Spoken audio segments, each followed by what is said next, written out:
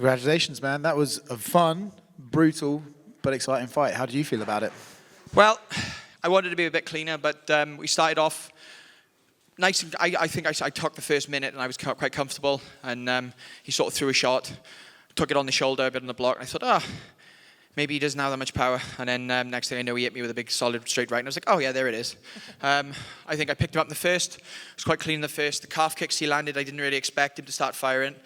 We'd done work to counter it. And I just sort of was just a bit too preoccupied on that right hand. And then by the time I started firing back, and I know I won the first round cleanly, I went into the second and thought he cut me at the end of the first. So I was like, right, I need to tighten it up a little bit. And then my kick started to land. I split his head with my front left snap, which we'd been working. Spinning up kick hit him money. And I remember I looked in his eyes and he had a bit of a wobble. I thought, oh, there we go, I need to push. And I pushed on and then he threw and I thought, right, that's enough of that. So we went back to clean. And my coach had been pushing all the way through it. He said, look, listen, he said, I know you want to fight him. Because like I grew up watching that guy and I wanted to go out there and show him I could outstrike him, the BKB and stuff. I was like, I'll just kick him and keep kicking him.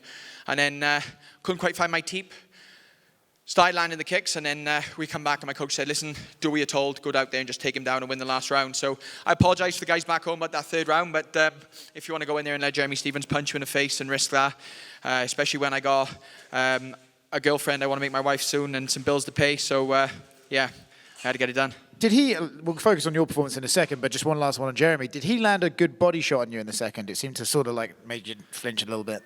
It wasn't so much it landed, he just threw it. After I caught him with one first, so I caught him with a lovely shot, and I literally felt him go, and I thought, right, steady pressure now. We do high-level boxing sparring back home with the Welsh guys.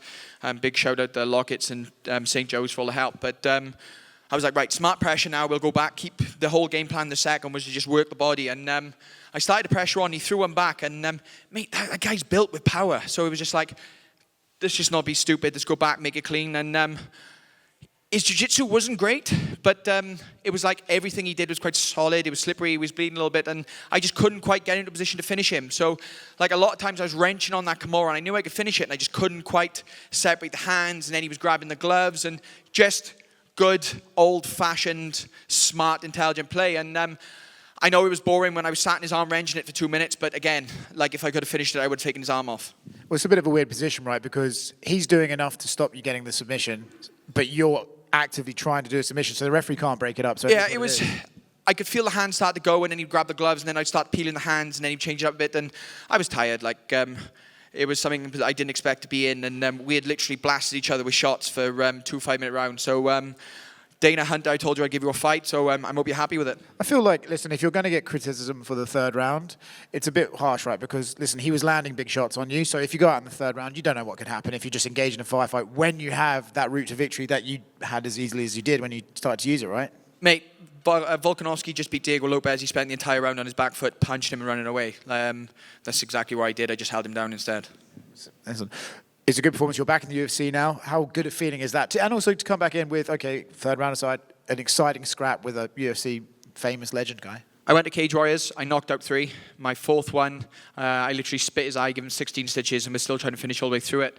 That third round, I pinned him down. It was something I'm going to go back and work on, but for me and the fans back home, I just want to go out there and destroy people. And like I hit Jeremy with so many big shots. I was wrecking the body. I was moving up. Like I felt I could have finished him. And if you look at what he's been doing to guys, and then you look at his PFL fights, like there was a more exciting fight than they give him. So, do you? From our perspective, he looked like a guy who's been spending the majority of his career recently boxing. You know, he seemed very heavy on his feet. He was getting you in the clinch, and he would throw those BKFC like uppercuts in the clinch. Did you feel like at some points I'm fighting a boxer here or something? You know? No, because the calf kick. Mainly because of the calf kick. He was more like dirty boxing with a bit of kicks in. Like at range, I was piecing him up. At range, my work was cleaner. My jab was hitting him for money. The elbows I threw, I split him. I think I split him twice. But man, the guy's durable. He's very durable.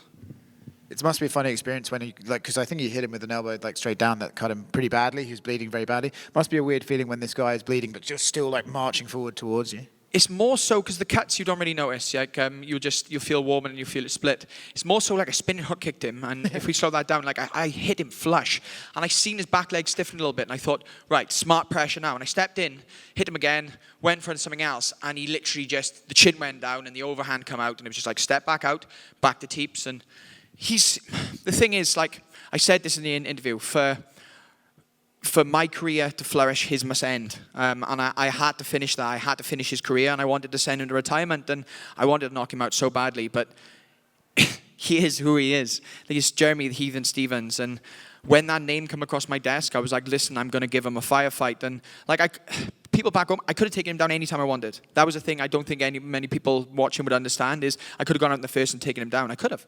I probably could have got the finish eventually if I eked it out. I could have done some ground and pound and stayed nice and tight and done what some people in PFL have done with the arm triangles and different things. But I wanted to knock him out. Well, look, so what do you want next for you, right? You're back in the UFC. I know you're going to have to take some time to let the eyes heal up and stuff, but when would you like to fight again? I don't know. We're gonna talk about it. There's a card in July in the UAE that I would like to get on. This is like 10 weeks time. I'm going away for a week now in Texas. I'm gonna spend some time eating American cuisine, and I've got some things to sort out back home. I've got some bills to pay, quite a lot of bills to pay, and my coaches need to be paid as well. So if Hunter Dana's watching, 50 Gs would really go my way. I know you've had some finishes today, but that's got Fight of the Night written all over it. So hopefully they pay my way. But other than that, I'm going to look to go again soon and go from there. I just got one for you, brother. Where do you think your bargaining is with the UFC right now? Because you look at when you were in it the first time, you fought Mike Davis, stud. You fought Ludwig Klein, who's fighting Gamrot next, stud. You had the one no contest. Allen. But then David Onomer as well. Right. But then you go and you come here and you take a fight in a guy's backyard. You go out there and like you said, you could have wrestled with him, but you went in there and you stood up. So as far as, your future is considered, like, where do you think your bargaining power stands right now? So with this game, a lot of people don't understand. One, it is purely, this is television. This is film. No one wants to see someone hold someone down. This is all about exciting fights. I give exciting fights. I go out there and I want to go out there and beat people like Justin Gaethje beats people. I don't want to go out there and take people down, hold them down. Like even Khabib's couple of fights. I know. I remember him taking a short notice the once, and he literally had a tough fight where he was just wrestling the guy and taking him down. Like you have to do it eventually, but I want to go out there and give exciting fights. I want to go out there and decimate people. I want to destroy people on TV. But as it comes to bargaining power, like we earn it. We earn it as we go. And for me, it doesn't matter the names attached to those. I lost a close fight against Mike Davis. I think I won. I smashed Alan Patrick, and he took it away from me after the accidental eye poke that was nothing. I beat David Onomer in a mess, and then I went out to Ludwig Klein, trying to be a hero and mess it up. Today, I proved that I'm experienced enough that I can get the win no matter what. I can go out there, I can give exciting fights, and then I can make the win happen. And I went out there with the whole mentality of I'm going to set fire to his career, burn what's left of it, and mine's going to grow from the ashes. Cheers, brother. I'm just kind of curious, man. I mean, how would you assess the experience fighting in Des Moines? Obviously, you're kind of in a little bit of enemy territory, I guess, in a sense. But, I mean, how would you just describe what the crowd was bringing to you today? Mate, you're all too quiet and all too nice. Like, I was trying to get you to boo, and I was getting you more and more. Like, I don't think I don't think a lot of people understand. Like, you all play video games when you was younger, yeah? Obviously, I know most people did. Like, the whole thing of going in there and being the bad guy at certain points is always something that everyone wants to do. Like, if you didn't want to do that, then you're not my friend.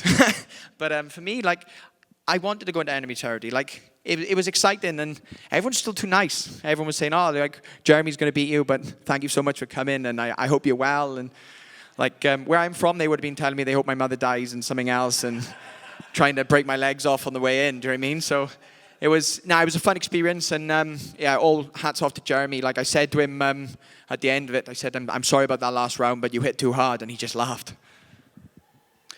Hey, Mason, you took out a legend tonight in Jeremy Stevens. Is there anybody specifically that you would like to fight next? Ask me after my next fight. That's literally the answer. Ask me after my next fight, because for me, you need. I'm going to build a path. The same of the guys I want to fight. But if I start calling for guys now, all that happens is I get deadlocked for 8 months, and I've got bills to pay, and my coach's got things to do. So I live in the gym. I spent the last 18 months in camp waiting for a fight. I took 5 UFC offers before this one fell into place. Sorry. My original after my fourth fight against Ludwig Klein, we chose to go free agent, and we chose to build on some things because I needed to improve.